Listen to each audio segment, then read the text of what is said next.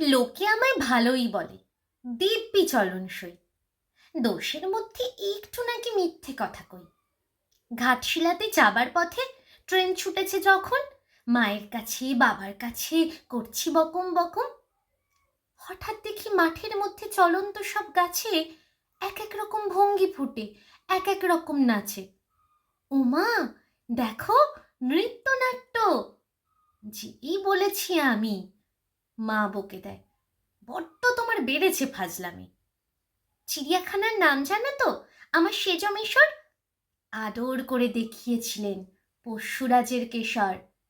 কদিন পরে চুন খসানো দেওয়াল জুড়ে কি ঠিক অবিকল সেই রকমই মূর্তি যেন দেখি। ক্লাসের মধ্যে যেই বলেছি সুরঞ্জনার কাছে, জানিস আমার ঘরের মধ্যে সিংহ বাঁধা আছে, শুনতে পেয়ে দিদিমণি অমনি বলেন, শোনো, এসব কথা আবার যেন না শুনি কক্ষনো। বলি না তাই সেসব কথা, সামলে থাকি খুব। কিন্তু সেদিন হয়েছে কি, এমনি বেয়াকুব, আকাশ পাড়ে আবারও চোখ গিয়েছে আটকে। শরৎ মেঘে দেখতে পেলাম রবীন্দ্রনাথকে।